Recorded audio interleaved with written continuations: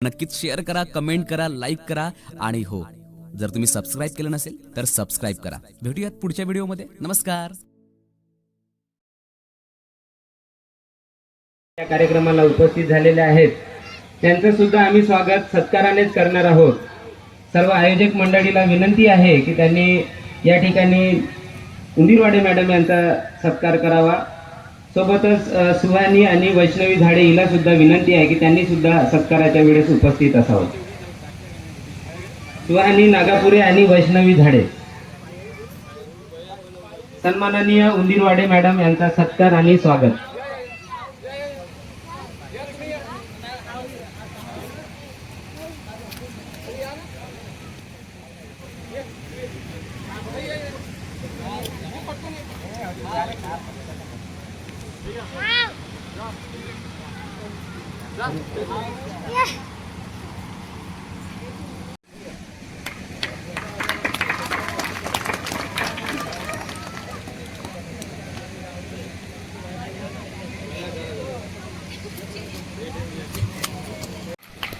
जे शिव वीर जिजाई सामाजिक मंच येरगाव यांच्या वतीने शिव जन्मोत्सव सोहळा या कार्यक्रमाचे आयोजन करण्यात आलेले आहेत आणि हा एक उत्कृष्ट कार्यक्रम दरवर्षी साजरा केला जातो आणि दरवर्षीच या सोहळ्यामध्ये या गावातील जे प्रतिष्ठित नागरिक आहेत ज्यांचा सत्कार केला जातो त्याचप्रमाणे यावर्षी शिक्षक वर्ग आणि पोलीस पाटील यांचा सुद्धा या मंडळाच्या वतीने सत्कार करण्यात आला. त्याबद्दल मी सर्व मंडळांच्या कार्यकर्ते, सर्व सहकारी मंडळी, मित्रमंडळी यांचं मी स्वागत करतो. सत्कार केल्याबद्दल हा जो सत्कार सोहळा आहे यामुळेच आम्हाला एक प्रेरणा मिळत असते यामधून की आपल्या हातून पुन्हा काहीतरी चांगले कार्य घडत राहावे जे आज समाजाला आवश्यक आहे. यासाठी प्रत्येकाला याच्यामधून प्रेरणा मिळत असते. तर त्याबद्दल मी संपूर्ण मंडळाचं मी स्वागत करतो, धन्यवाद देतो. आज शिव जन्मोत्सव सोहळा केवळ येरगावमध्येच नाही तर संपूर्ण महाराष्ट्रामध्येच नाही तर भारतभर साजरा केला जातो. कारणही त्याचंच आहे, ज्या व्यक्तीचा जन्मदिवस एवढ्या उत्स्फूर्तपणे साजरा केला जातो ते महान व्यक्ती, राजे, कल्याणकारी, जाणता राजा, प्रजाहित दक्ष राजा असा या राजांचा जन्मोत्सव सोहळा या गावामध्ये साजरा होत आहे. आजच्या या कार्यक्रमाचे अध्यक्ष सन्माननीय किरण भाऊ नागापुरे, त्याचप्रमाणे मंचावर उपस्थित मान्यवर मंडळी आणि या गावातील संपूर्ण प्रतिष्ठित मंडळी, युवा वर्ग ज्यांच्या हातून हा एक चांगला कार्य घडून येत आहे आणि अशाच पद्धतीने घडून यायला पाहिजे, ही एक चांगली गोष्ट आहे. छत्रपती शिवाजी महाराज ज्या काळात घडून गेलेले आहेत, जगात एक होता. केवळ आपल्या आईवडिलांचे स्वप्न नव्हे, केवळ आपल्या आईवडिलांचे स्वप्न नव्हे तर आपल्या देशातील शेतकऱ्याचे, शेतमजुराचे, श्रमकरी कास्तकाराचे, दुखी दीनदलितांचे, गोरगरिबांचे स्वप्न पूर्ण व्हावे, त्यांचे दुःख दूर व्हावे, आपल्या राज्यातील स्त्रिया, आया, बहिणी या सुखी राहाव्यात, त्यांना योग्य तो सन्मान मिळावा, यासाठी आपल्या आयुष्याची 50 वर्षे अत्यंत नियोजन पद्धतीने खर्च करणारे, ज्यांच्या 350 वर्षानंतरही आजच्या या लोकशाहीमध्ये आज आपण त्यांची जयंती साजरी करत आहोत, असे राजे ज्यांनी राजा म्हणून रयतेवर नाही तर रयतेच्या मनावर राज्य केले, अशा या माझ्या रयतेच्या राजाला, जाणत्या राजाला माझे शिवरायांना विनम्र अभिवादन. शिवनेरी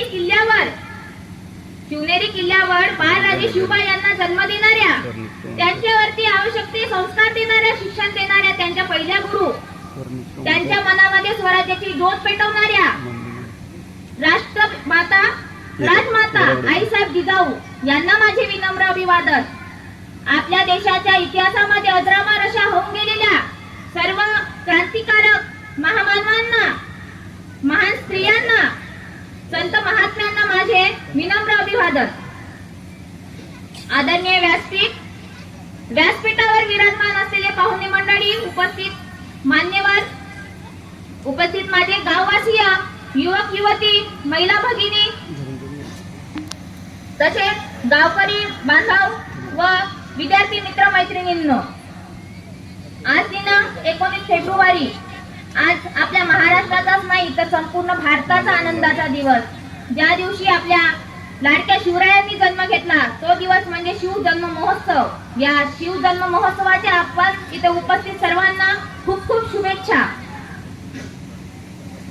कलम नव्हते, कागद नव्हता, कलम नव्हते, कागद नव्हता, तरीही सुखी होती प्रजा. कलम नव्हते, कागद नव्हता, तरीही सुखी होती प्रजा. कारण सिंहासनावरती बसलेला होता, कारण सिंहासनावरती बसलेला होता एकमेव माझा शिवबा, जाणता मास्त्राचा. शिवबा माझा जाणता राजा. शिवरायांच्या काळामध्ये शेतकऱ्यांनी कधी मोर्चे काढले नाही, कधी संकटाचं काही निवेदन सुद्धा दिलेलं नाही. पण ज्या वेळेस स्वराज्यावर संकट आले त्यावेळेस आपल्या तिजोरीमध्ये जेवढा काही खजिना आहे, पैसा आहे, तो या शेतकऱ्यांसाठी, दुष्काळग्रस्त शेतकऱ्यांसाठी, गोरगरिबांसाठी खर्च करावा असा आदेश या माझ्या जाणत्या राजा शिवबांनी शेतकऱ्यांचे संकट जाणून घेऊन त्यांची मदत करणारे असे हे माझे रयतेचे राजे शिवाजी महाराज.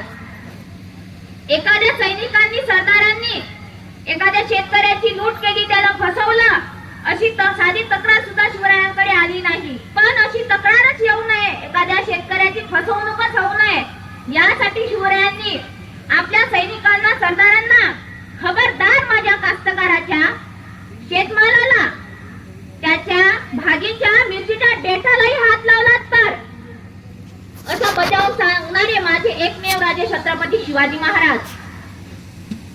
आपल्या राज्यातील स्त्रिया, आया बहिणी हा सुखी राहाव्या, त्यांना योग्य सन्मान मिळावा, त्यांना योग्य त्याची वागणूक मिळावी, यासाठी कायदा व एखाद्याने जर स्त्रीचा अपमान केला असेल तर त्याला दंड देऊनच नाही तर आपल्या कुटुंबातील आई असेल, पत्नी असेल, बहीण असेल, सून असेल, यांना कारभारामध्ये समान अधिकार दिला, सही शिक्क्याचा सुद्धा अधिकार प्राप्त करून दिला.